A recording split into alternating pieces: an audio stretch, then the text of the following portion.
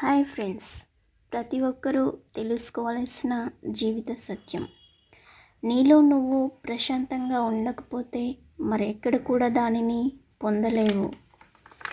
జీవితం అంటే అనుకున్నంత సులభం కాదు. కొన్నిసార్లు ఏం తప్పు చేయకున్నా తప్పక శిక్ష అనుభవించవలసి వస్తుంది. తన తప్పు లేకపోయినా పరిస్థితికి శిక్ష వేస్తే ఆ భగవంతుడే కాళ్ళ ముందు తలదించుకున్నాడు. ఇంకా నువ్వెంత నేనెంత? వీధి 1000 తలుపులను మూసి ఉంచిన ప్రయత్నం మాత్రం ఒక్క కిటికీనైనా తెరుస్తుంది. కాబట్టి నీ ప్రయత్నాన్ని మాత్రం ఎప్పటికీ ఆపకు. గొప్ప గొప్ప ప్రయత్నాలన్నీ హేళనతోనే మొదలవుతాయి. అందరూ మన వాళ్ళే అనుకో, తప్పు లేదు.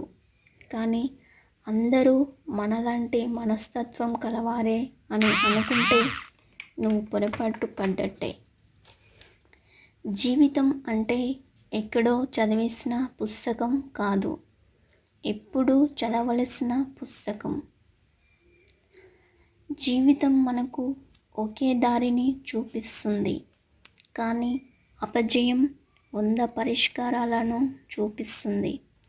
అందుకే పరిష్కారం లేని సమస్య గురించి చింతించకు. పరిష్కారం ఉన్న సమస్యను ఎప్పటికీ వదిలిపెట్టకు. నిన్ను నువ్వు నమ్ముకో. భయం నిన్ను చూసి భయపడుతుంది. భయపడటం ఎప్పుడు మానేస్తామో అప్పుడే మన జీవితం మొదలైనట్లు అవుతుంది. అన్నిసార్లు భరిస్తే సరిపోదు, కొన్నిసార్లు తెగిస్తేనే అనుకున్నది సాధించగలుగుతాం. గెలవకపోవడం ఓటమి కాదు, మళ్ళీ ప్రయత్నం చేయకపోవడమే ఓటమి అవుతుంది.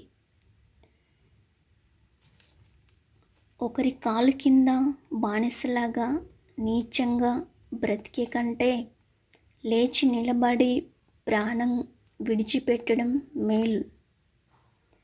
మౌనంగా ఉండడం కంటే మనం ఇంకో మార్గం ద్వారా మన వాదనను కొనసాగించడం మొదలు పెడితే చాలా బాగుంటుంది.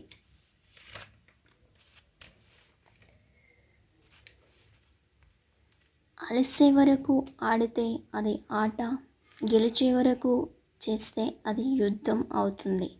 అదే చచ్చేంత వరకు బ్రతికితే అది జీవితం.